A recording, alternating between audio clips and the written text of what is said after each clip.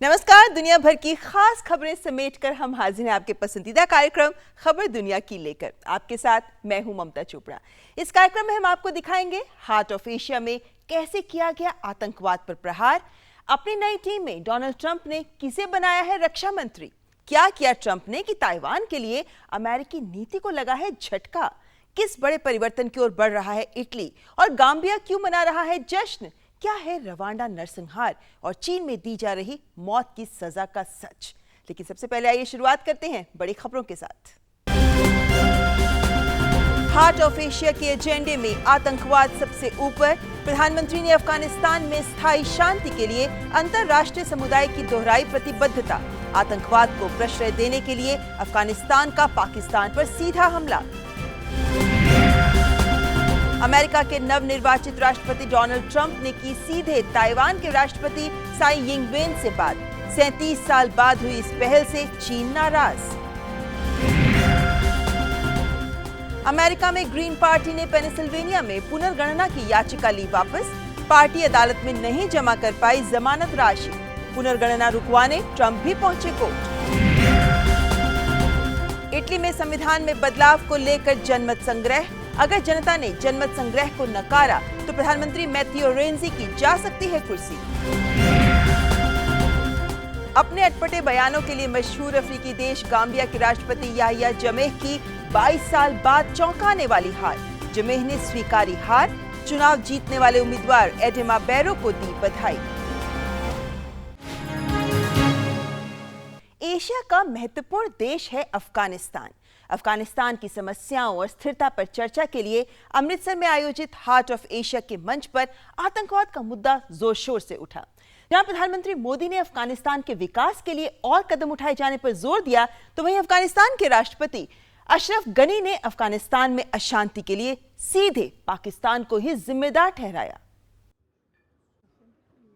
आतंकवाद की आग में झुलस रहे अफगानिस्तान में स्थिरता बहाल करने के मकसद से हार्ट ऑफ एशिया के सदस्य देश जब अमृतसर में जुटे तो प्रधानमंत्री नरेंद्र मोदी ने आतंकियों और आतंक को पनाह देने वालों को कड़े संदेश दिए। प्रधानमंत्री ने कहा कि आतंकवाद के खिलाफ चुप रहने से आतंक के आकाओं को बढ़ावा मिलता है और इससे सबको मिलकर लड़ना होगा।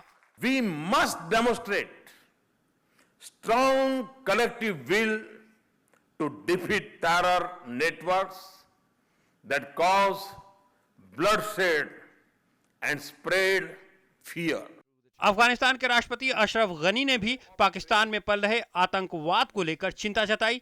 पाकिस्तान द्वारा अफगानिस्तान को आर्थिक मदद के ऐलान पर उन्होंने कहा कि बेहतर होता अगर पाकिस्तान इसका इस्तेमाल अपने यहाँ पल रहे आतंकवाद को समाप्त करने में करता। Pakistan is generously pledged $500 million for reconstruction of Afghanistan. This fund Pakistan ने अफगानिस्तान के निर्माण के लिए $500 मिलियन दिए हैं। मुझे लगता है कि आतंकवाद को रोकने के लिए पाकिस्तान में इसका इस्तेमाल बेहतर तरीके से किया जा सकता है। amount of assistance will not meet the needs of our people. ये वार्षिक सम्मेलन कई चुनौतियों का सामना कर रहे अफगानिस्तान पर इस्तांबुल प्रक्रिया का हिस्सा है। मंच का मकसद अफगानिस्तान और उसके पड़ोसी देशों के बीच आर्थिक, राजनीतिक और सुरक्षा को लेकर आपसी सहयोग बढ़ाना है। इसकी शुरुआत इस्तांबुल प्रोसेस 2011 से हुई। भारत, चीन, Pakistan, Afghanistan, Azerbaijan, Iran, Kazakhstan, Kyrgyzstan, रूस, ताजिकिस्तान, तुर्कमेनिस्तान, तुर्की, सऊदी अरब और यूएई इसमें शामिल हैं। ताइवान के अमेरिका के साथ रिश्तों में क्या एक नया मोड़ आ सकता है? ये सवाल अब एक बार फिर उठ खड़ा हुआ है और ये उम्मीद इसलिए की जा रही है क्योंकि नवनिर्वाचित राष्ट्रपति डोनाल्ड ट्रंप ने सीधे ताइवान के राष्ट्रपति साई यिंगवेन से बात की है और ये कदम 37 सालों से चली आ रही अमेरिकी नीति के विरुद्ध है। यही नहीं, ईरान पर लगे आर्थिक प्रतिबंधों को 10 साल के लिए बढ़ाए जाने जैसे कदम अमेरिकी विदेश नीति में आने वाले वक्त में बदलाव की आहट का संकेत जरूर दे रहे हैं। करीब 37 साल पहले तय की गई अपनी नीति को तोड़ते हुए अमेरिका के नवनिर्वाचित राष्ट्रपति डोनाल्ड ट्रंप ने सीधे ताइवान के राष्ट्रपति साई यिंगवेन से बात की है। ट्रम्प ने दोनों देशों के बीच आर्थिक, राजनीतिक और रक्षा संबंधों को लेकर बातचीत की। हालांकि ट्रम्प ने ट्वीट किया है कि साई ने उन्हें राष्ट्रपति का चुनाव जीतने पर बधाई देने के लिए फोन किया था। राष्ट्रपति साई ताइवान की डेमोक्रेटिक प्रोग्रेसिव पार्टी का नेतृत्व करने वाली पहली नेता हैं। उन्होंने चुनाव में भारी बहुमत से जीत हासिल की है। डीपीपी चीन से आजादी की पक्षधर पार्टी है। चीन ने ट्रम्प और ताइवान की सीधी बातचीत पर कड़ा विरोध दर्ज कराया है। चीन ताइवान को अपना हिस्सा मानता रहा है। अमेरिका ने भी 1979 में जिमी कार्टर के दौर में एक चीन की नीति के तहत ताइवान से औपचारिक रिश्ते खत्म कर दिए थे। चीन के विदेश मंत्री ने कहा कि इससे अमेरिका की एक चीन नीति पर ज्यादा असर नहीं पड़ेगा। ताइवान की ये चाल अंतर्राष्ट्रीय समुदाय में चीन की संरचना को नहीं बदल सकता है। मुझे विश्वास है कि इससे अमेरिका और चीन के रिश्तों में कोई असर नहीं पड़ेगा। चीन की नाराजगी पर ट्रम्प ने ट्वीट कर कहा कि कमाल है, अमेरिका ताइवान को अरबों डॉलर के सैन्य उपकरण बेचता आया है, लेकिन उससे फोन पर बात भी नहीं की जा सकती है। हालांकि व्हाइट हाउस ने कहा है कि ट्रम्प की बातचीत अमेरिका की नीति में बदलाव का संकेत नहीं है। उधर अमेरिकी सीनेट ने ईरान पर लगे आर्थिक प्रतिबंधों को 10 साल के लिए और बढ़ा दिया है। ईरान ने सीनेट के फैसले को उसके और 6 अन्य महाशक्तियों के बीच हुए परमाणु समझौते का उल्लंघन बताया है। इससे पहले ओबामा प्रशासन ने कहा था कि ईरान पर लगे आर्थिक प्रतिबंधों को बढ़ाने की कोई जरूरत नहीं है, लेकिन रिपब्लिकन पार्टी के बहुमत वाली कांग्रेस का तर्क था कि आर्थिक प्रतिबंधों को बढ़ाया जाना जरूरी है ताकि निर्वाचित राष्ट्रपति डोनाल्ड ट्रंप को और ज्यादा अधिकार मिल जाएं। घोटाले के आरोपों का सामना कर रही दक्षिण कोरिया की राष्ट्रपति पाक ग्यून-हे के खिलाफ महाभियोग चलाने के लिए संसद में विधेयक पेश किया गया। इसका समर्थन 300 सदस्य वाली नेशनल असेंबली के 171 विपक्षी और निर्दलीय सांसदों ने किया है। विपक्षी धड़े ने 9 दिसंबर को इस पर मतदान कराने की घोषणा की है। सीरियाई सेना ने विद्रोहियों के नियंत्रण वाले अलेप्पो के पूर्वी भाग के कुछ नए इलाकों पर कब्जा कर लिया है। अब तक इस क्षेत्र के 60% भाग पर सेना का कब्जा हो चुका है। सेना और उसके सहयोगी लड़ाकों ने शुक्रवार को तारिक अल-बाब जिले पर कब्जा कर लिया। तो सीरिया में सेना को मिल रही है सफलता, तो वहीं अमेरिका में चुनावों के सफल समापन के बाद की हलचल है तेज। अमेरिका में 8 नवंबर को हुए मतदान में वोटों की गिनती को लेकर विवाद थमता दिख रहा है। ग्रीन पार्टी की उम्मीदवार जिल स्टेन ने पेंसिल्वेनिया में फिर से गणना की मांग की याचिका को वापस ले लिया है। ग्रीन पार्टी के लोग अदालत में जमानत राशि नहीं जमा करा पाए। गणना शुरू होने से ठीक पहले उसे रुकवाने के लिए नवनिर्वाचित राष्ट्रपति ट्रंप भी कोर्ट पहुंच गए। अमेरिका में नवनिर्वाचित राष्ट्रपति डोनाल्ड ट्रंप इस वक्त अपनी टीम बनाने में लगे हुए हैं। नई टीम में सबसे प्रभावशाली पदों में से एक है डिफेंस सेक्रेटरी यानी रक्षा मंत्री का पद, जिसके लिए ट्रंप ने नामित किया है पूर्व जनरल जेम्स मैटिस को। और ये एक ऐसी नियुक्ति है जिसे लेकर हर कोई सहमत दिख रहा है। आइए जानते हैं कौन है जनरल जेम्स मैटिस। सख्त मिजाज, दृढ़ निश्चयी, कठोर भाषी लेकिन देशभक्त, ईमानदार, निष्ठावान और वफादार, ये है retired marine corps general James Mattis, जो आने वाले वक्त में संभाल सकते हैं अमेरिका के डिफेंस सेक्रेटरी यानी रक्षा मंत्री का जिम्मा। क्योंकि नवनिर्वाचित राष्ट्रपति डोनाल्ड ट्रंप ने जनरल जेम्स मैटिस को नया रक्षा मंत्री नामित किया है। कैसा है ये शख्स, इसका अंदाजा इस बात से लगाया जा सकता है कि इराक युद्ध और अफगानिस्तान में संघर्ष के अनुभव के चलते 44 साल के सेवाकाल के बाद 2013 में रिटायर हुए ये सेवानिवृत्त जनरल चर्चित हैं मैड डॉग या वॉरियर मॉन्ग जैसे नामों से। वैसे तो क्या रिपब्लिकन क्या डेमोक्रेट्स सभी ने इस नियुक्ति का स्वागत किया है, पर ट्रंप को मैटिस की नियुक्ति को लेकर संवैधानिक बाधा को पार करना पड़ेगा। अमेरिकी कानून के अनुसार सेवानिवृत्त होने के 7 साल बाद ही किसी पूर्व सैन्य अधिकारी को रक्षा मंत्री नियुक्त किया जा सकता है। हालांकि 1950 में जॉर्ज सी मार्शल की नियुक्ति एक अपवाद थी, लेकिन जहां जनरल मैटिस अपनी पीढ़ी के शानदार सैन्य अधिकारियों में से एक हैं, वो राष्ट्रीय सुरक्षा चुनौतियों के बारे में स्पष्ट समझ रखते हैं।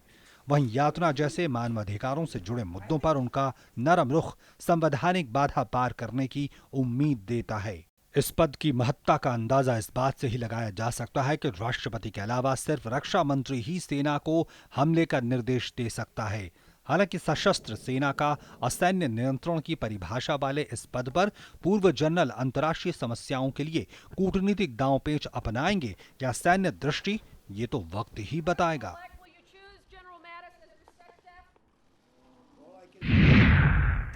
हर हादसा दुखद यादें छोड़ जाता है। कोलंबिया में हुआ प्लेन हादसा एक ऐसा हादसा है जो लंबे वक्त तक याद रहेगा। बोलीविया से कोलंबिया जा रहा चार्टर्ड प्लेन क्रैश हो गया, जिसमें 71 लोग मारे गए, 6 लोग ही बचाए गए हैं। इस प्लेन में ब्राजील की एक फर्स्ट डिवीजन फुटबॉल टीम भी सफर कर रही थी।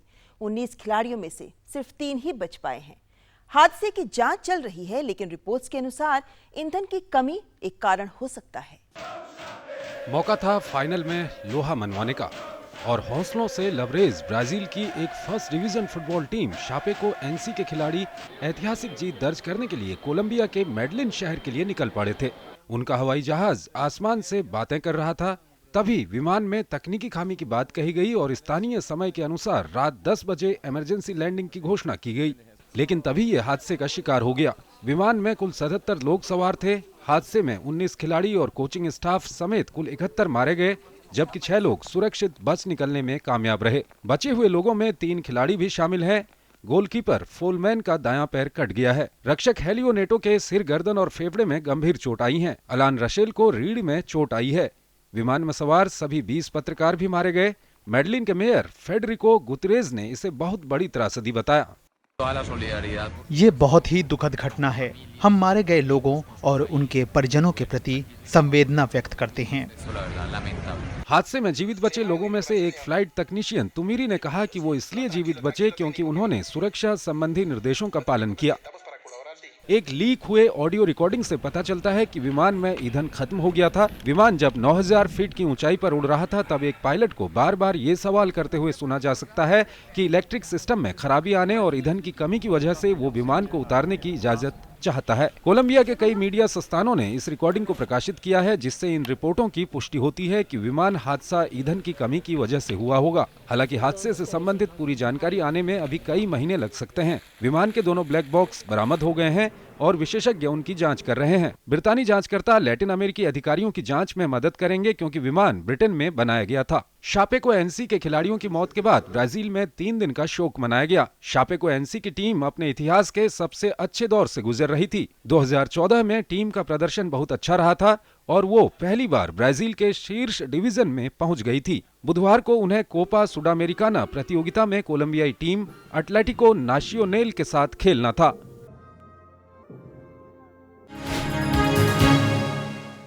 विश्व के कई देश इस वक्त राजनीतिक बदलाव के मुहाने पर खड़े हैं, जैसे फ्रांस और जर्मनी, जहां 2017 में ही चुनाव हैं, और वहीं इटली संविधान में बदलाव की प्रक्रिया में लगा है, जिसके लिए जनमत संग्रह हो रहा है।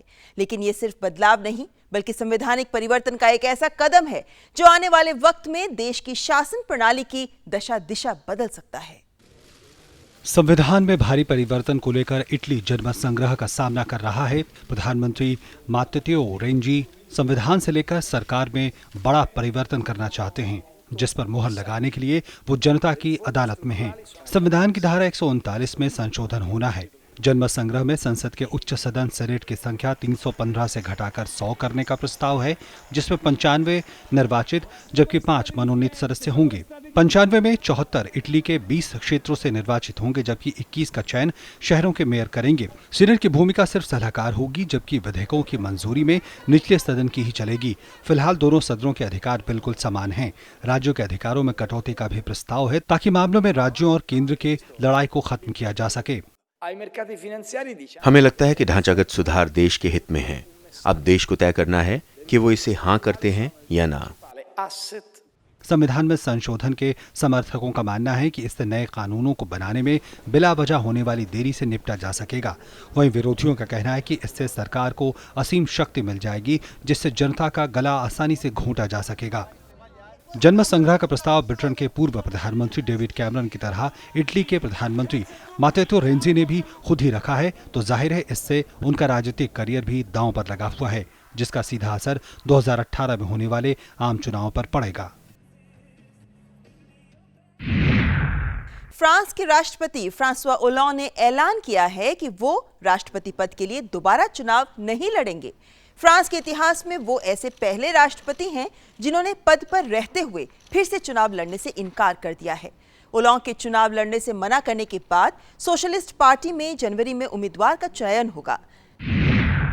ब्रिटेन की प्रधानमंत्री टेरेसा मे को झटका देते हुए एक यूरोपीय संघ समर्थक सांसद ने लंदन के एक उपनगरीय इलाके रिचमंड के उपचुनाव में भारी जीत दर्ज की है, जिससे यूरोपीय संघ से ब्रिटेन को अलग करने की सरकार की योजना के खिलाफ गुस्से का पता चलता है। लिबरल डेमोक्रेट्स पार्टी की उम्मीदवार सारा ओल्ने ने जैक गोल्डस्मिथ को शिकस्त दे दी। तो जहां ब्रिटेन की राजनीति को प्रभावित कर रहा है ऐतिहासिक ब्रेक्सिट का निर्णय, तो वहीं रवांडा में फिर कुरेदी जा रही हैं इतिहास की दुखद यादें। गाम्बिया एक छोटा सा पश्चिम अफ्रीकी देश है जहां आज जश्न का माहौल है। हर नागरिक बेहतर भविष्य के सपनों को संजो रहा है क्योंकि जनता की आवाज बुलंद हुई है। 22 साल से सत्ता पर काबिज राष्ट्रपति को चुनावों में हार मिली है और हर ओर गूंज रहा है बस एक ही नारा, हम आजाद हैं। राजधानी बांजुल की सड़कों पर जश्न का माहौल है। कुछ नाच रहे हैं तो कुछ हम आजाद हैं के नारे लगा रहे हैं। इनकी खुशियों की वजह है 22 साल बाद अफ्रीकी देश गाम्बिया के राष्ट्रपति याह्या जमे की चुनाव में करारी हार। 1 अरब साल तक गाम्बिया पर शासन करने की ख्वाहिश रखने वाले याह्या जमे को एक व्यापारी एडमा बैरो ने शिकस्त दे दी है। अपने दुश्मनों को जेलों में ठूंस देने वाले और मानवाधिकारों की खुल्लम खुल्ला धज्जियां उड़ाने वाले जमे के खिलाफ पिछले 22 वर्षों में पहली बार जनता ने आवाज बुलंद की और उन्हें सत्ता से बेदखल कर दिया। एडमा बैरो को चुनाव में 45% से ज्यादा वोट मिले। चुनाव आयोग ने चुनाव के नतीजे के बाद शांति बनाए रखने की अपील की है।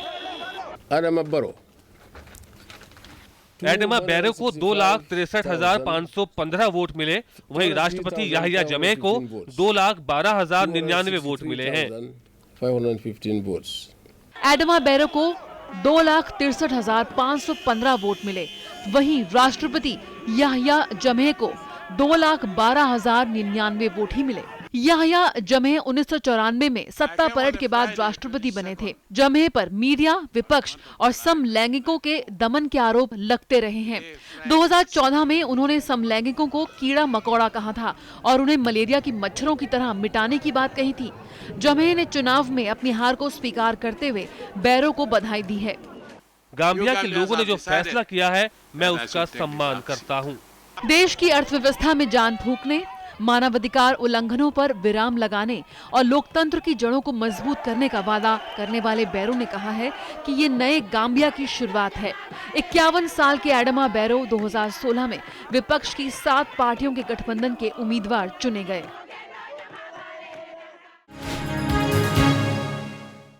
विश्व संस्कृति की विविधता अपने में खास है। विश्व भर में विभिन्न संस्कृतियों में ऐसी अनेक विशेषताएं हैं जो वक्त के थपेड़ों में अपना अस्तित्व खो रही हैं और जिन्हें सहेजने की जरूरत है।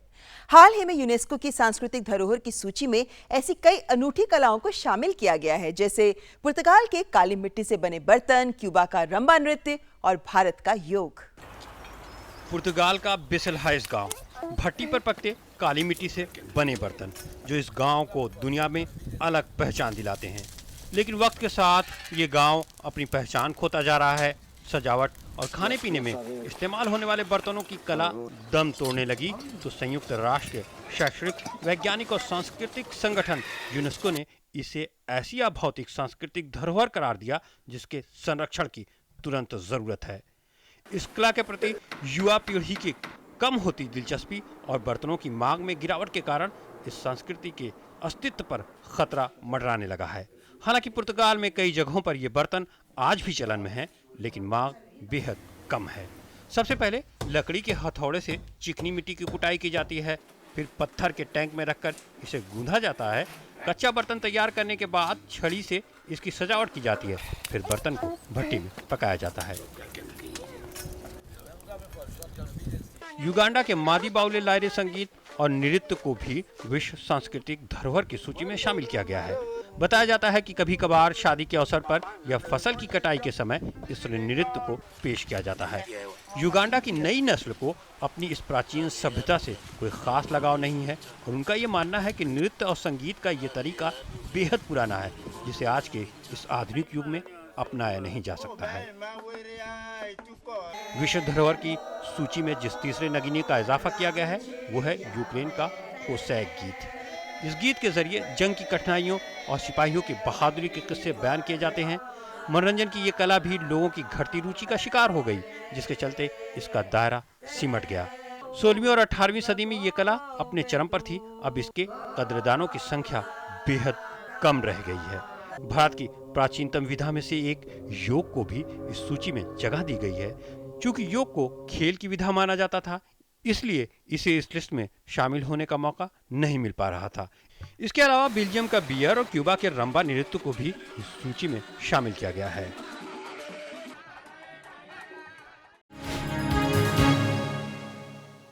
मानवाधिकारों को लेकर बुलंद होती आवाजों के बीच एक मांग जो विश्व भर में जोर पकड़ रही है, वो है मृत्यु दंड को खत्म करने की मांग।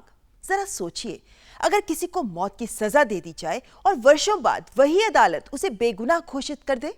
चीन में हर साल हजारों लोगों को मौत की सजा दी जाती है और अब तो कई मामले सामने आ रहे हैं जहां मृत्युपरांत व्यक्ति निर्दोष साबित हो जाता है। अदालत का फैसला सुनते ही मां फूट फूट कर रोने लगी। 21 साल पहले का मंजर उसकी आंखों के सामने तैर गया जब उसके जिगर के टुकड़े को गोली मार दी गई थी। 1995 में 20 साल के नी शुबिन को बेहई प्रांत के शिजियाजुआंग में एक महिला की हत्या का दोषी पाया गया था।